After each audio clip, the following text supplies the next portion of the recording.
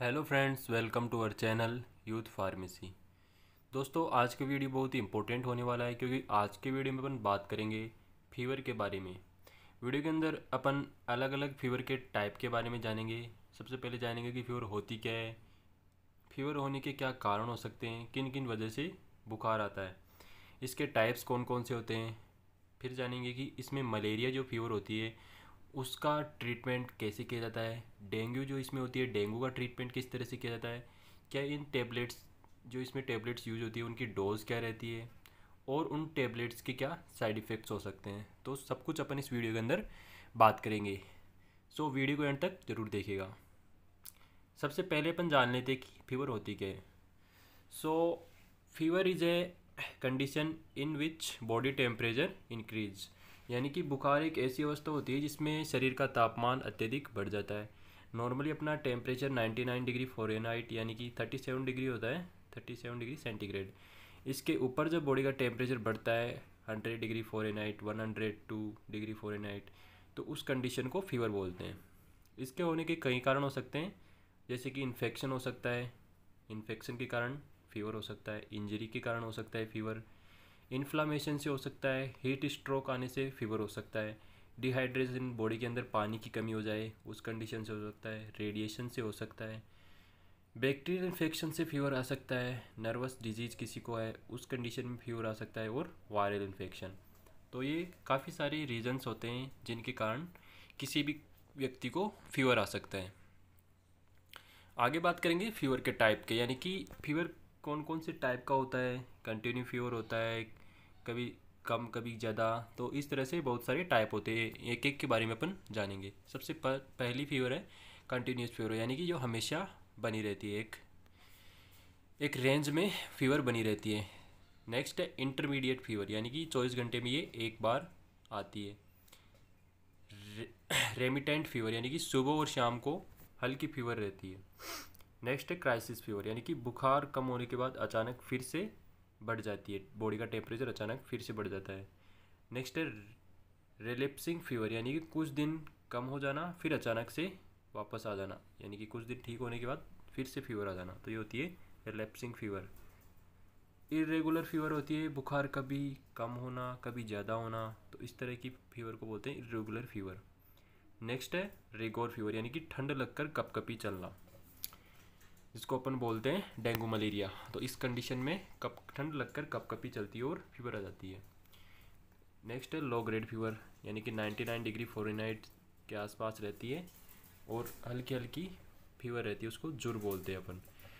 Next है high grade fever, यानी कि 102 डिग्री फ़ारेनहाइट से ज़्यादा की अगर बुखार हो रही है तो हाई ग्रेड की फीवर होती है। हाइपरथर्मिया, यानी कि 103 डिग्री बुखार हो रही है किसी को। नेक्स्ट है हाइपोथर्मिया, यानी कि 99 और 100 के बीच में टेम्परेचर बना हुआ है, तो वो कंडीशन रहती है हाइपोथर्मिया। तो ये काफ़ी सारे टाइप्स होते हैं फीवर के, जिनसे अपन पता लगाते हैं और व्यक्ति का ट्रीटमेंट शुरू करते हैं। आगे जानेंगे मलेरिया, यानी कि मलेरिया के अंदर कौन कौन सी टैबलेट्स यूज़ करते हैं, किस तरह से व्यक्ति का ट्रीटमेंट किया जाता है, वो सब अपन जानेंगे। मलेरिया क्या होता है ये सभी नॉर्मल जानते हैं। इसके अंदर आरबीसी टूटती है और मादा एनीफिलीज मच्छर के कारण ये फैलता है। अपन यहाँ पर इसकी मेडिसिन और उस मेडिसिन की डोज के बारे में बात करेंगे। सबसे फर्स्ट मेडिसिन है लैरिगोडियस। इस दवाई का उपयोग मलेरिया को ठीक करने के लिए करते हैं। इसकी डोज की बात करें तो इसकी स्ट्रिप पर क्लियरली मेंशन रहता है कि किस तरह से डोज दी जाती है। जैसे कि इसमें आपको दिख रहा है, पहली जो 2 टेबलेट है फर्स्ट डोज, इसमें 2 टेबलेट रहती है, 500 mg इसकी स्ट्रेंथ होती है, तो 500 1000 mg की 2 टेबलेट आपको सुबह 10 बजे लेनी है। ठीक है, बेसिकली अपन डोज सुबह से ही स्टार्ट करते हैं। फिर इसके कुछ टाइम बाद, यानी कि एटलीस्ट 6 आवर्स बाद, 6 घंटे बाद आपको एक 500 mg की टेबलेट और लेनी है। तो ये होगी डे 1 की डोज। इसके बाद दूसरे दिन अपने को एक टेबलेट लेनी है मॉर्निंग में 10 बजे। इसके ठीक 24 आवर्स बाद, यानी कि सेकेंड डे के बाद 24 घंटे बाद, यानी कि अगले दिन सुबह 10 बजे ही तीसरी टेबलेट लेनी है। तो इस तरह से इसकी डोज डिसाइड की जाती है। इसके साइड इफ़ेक्ट्स नॉर्मली होते हैं नोजिया, वॉमिटिंग, हेडेक, इंडाइजेशन जैसे कॉमन साइड इफ़ेक्ट्स हो सकते हैं अगर किसी को ये सूट नहीं हो रही हो तो। इसकी डोज आपके लिए यदि इसकी स्ट्रिप पर दे सकते हैं, एक स्ट्रिप में आपको 5 टेबलेट मिलती है। डे 1 में आपको पहली डोज में पहले 2 टेबलेट लेनी है, इसके 6 घंटे बाद आपको फिर से 1 टेबलेट लेनी होती है। नेक्स्ट डे आपको मॉर्निंग में सेकेंड टेबलेट लेनी है, उसके बाद फिर से नेक्स्ट डे यानी तीसरे दिन आपको फिर से 1 टेबलेट लेनी होती है। तो इस तरह से इसकी डोज चलती है। नेक्स्ट टेबलेट की बात करें तो यह है मेलेरिड। मेलेरिड जो होती है मेलेरिड DS, इसमें सॉल्ट होता है प्रिमेक्विनिन फॉस्फेट। इस दवाई का उपयोग भी मलेरिया के ट्रीटमेंट में करते हैं। इसकी डोज की बात करें तो ये कंटिन्यू 7 दिन तक चलती है। ये 15 mg की टेबलेट होती है और दिन में एक ही बार लेनी होती है। साइड इफ़ेक्ट्स की बात करें तो नोजिया, वॉमिटिंग, वर्टिगो, डिजीनेस और हेडेक, ये इसके कुछ कॉमन साइड इफ़ेक्ट्स हैं जो कि देखने को मिल सकते हैं अगर पेशेंट को दवाई सूट नहीं करती है तो। दोस्तों यहाँ पर अपन लेरिगो DS और मेलेरिड को तो यूज़ कर ही रहे हैं। इसके अलावा भी फीवर को कम करने के लिए यहाँ पर हमें पैरासीटामोल, अगर ज़रूरत पड़े तो पैरासीटामोल का यूज़ कर सकते हैं। इसके अलावा पेंटाप्रोजोल यूज़ करना पड़ेगा, क्योंकि क्या होता है कि पेट के अंदर गैस बन सकती है, एसिडिटी हो सकती है। तो उन कंडीशंस को बचाने के लिए पेशेंट को ऐसी कोई दिक्कत ना हो उसके लिए पेंटोप्राजोल दिया जाता है, OD इसको यूज़ किया जाता है। और ऑनडेम दिया जाता है अगर पेशेंट को वॉमिटिंग हो रही है तो उस कंडीशन को देखते हुए ऑनडेम, ओंडासेट्रोन 4 mg की टेबलेट ज़रूरत होने पर दी जाती है। तो यहाँ पर लेरिगो DS प्लस में मेलेरिड और साथ में इसके पैरासीटामोल, पेंटोप्राजोल, ऑनडेम, ये कॉम्बिनेशन बना के इसका यूज़ किया जाता है। इसके अलावा अगर अपन बात करें तो मेलेरिड के साथ अपन लेरिगो ल्यूमेरेक्स जो होता है, ल्यूमेरेक्स भी यूज़ कर सकते हैं। ल्यूमेरेक्स का उपयोग भी मलेरिया के ट्रीटमेंट में ही किया जाता है। इसकी बात करें अपन डोज़ की तो फर्स्ट डे यानी कि पहले दिन मॉर्निंग में सुबह 10 बजे 80 mg की ये टेबलेट आती है, एक टेबलेट लेते हैं। इसके ठीक 10 घंटे बाद यानी कि शाम को 6 बजे फिर से एक 80 mg की टेबलेट दी जाती है। ये डे 1 की फर्स्ट डे की डोज है। इसके बाद सेकेंड डे अपने को ये 80 mg 80 mg वापस से उसी कंडीशन में उसी तरह से यूज़ करनी है। 80 mg की टेबलेट दिन में 2 बार, फिक्स जो टाइम अपन ने पहले यूज़ किया था उसी तरह से सुबह 10 और शाम को 6 बजे, यानी कि इसको कंटिन्यू तीन दिन तक इसका यूज़ करना है।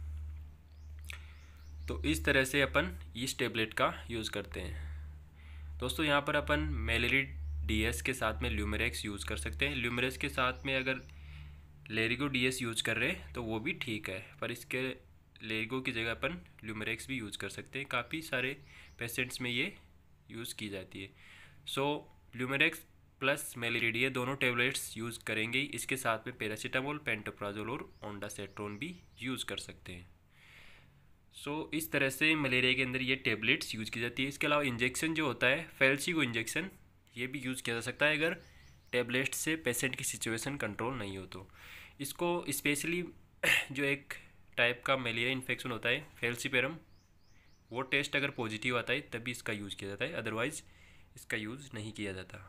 इसमें अपन डोज की बात करें तो फर्स्ट डे 60 mg की जो इंजेक्शन होता है उसको सुबह और शाम BD यानी दिन में 2 बार यूज़ करेंगे। इसके बाद सेकेंड डे इसका यूज़ करेंगे अपन 60 mg का एक इंजेक्शन दिन में एक ही बार यूज़ करेंगे। एंड थर्ड डे 60 mg का इंजेक्शन OD यूज़ किया जाएगा यानी कि दिन में एक बार। सो इस तरह से इसकी डोज डिसाइड की जाती है। दोस्तों आगे बात करेंगे अपन डेंगू फीवर की। मलेरिया के अंदर अपन ने टेबलेट्स और उनकी डोज के बारे में जाना, अब डेंगू फीवर के बारे में जानेंगे। डेंगू फीवर के अंदर कौन कौन सी टेबलेट्स किस तरह से यूज़ की जाती है। सबसे पहली जो टेबलेट है होती है कैरिपिल टेबलेट। सो डेंगू के अंदर मेनली क्या होता है कि प्लेटलेट्स ब्रेक डाउन होती है, प्लेटलेट्स बहुत डाउन चली जाती है, उनको बढ़ाने के लिए ही अपन ये टेबलेट्स यूज करते हैं। सो ये दवा डेंगू में प्लेटलेट्स बढ़ाने का काम करती है, कैरिपिल टेबलेट। डोज की बात करें तो 1100 mg की टेबलेट दिन में 2 बार यानी कि सुबह और शाम कंटिन्यू 5 डेज़ तक यूज़ की जाती है। बात करें इसके साइड इफ़ेक्ट्स की, अगर किसी को ये टेबलेट सूट नहीं होती है तो उसमें nausea, vomiting, heart burn, stomach pain और इंडाइजेशन ये साइड इफ़ेक्ट्स देखने को मिल सकते हैं। नेक्स्ट जो सिरप है TYCT, ये एक सिरप होती है, पपाया सिरप होती है, इसके अंदर पपाया का एक्सट्रैक्ट होता है। तो ये भी प्लेटलेट्स बढ़ाने का काम करती है। इसको यूज़ करते हैं अपन, दिन में 3 बार लेते हैं 5 ml। इसको कंटिन्यू 5 दिन तक यूज़ किया जाता है। इस टेबलेट के साथ इसका यूज़ किया जाता है। साइड इफ़ेक्ट्स की बात करें तो इसमें भी कॉमन साइड इफ़ेक्ट है नोजिया, वोमिटिंग, हार्टबर्न, डायरिया हो सकता है और इंडाइजेशन।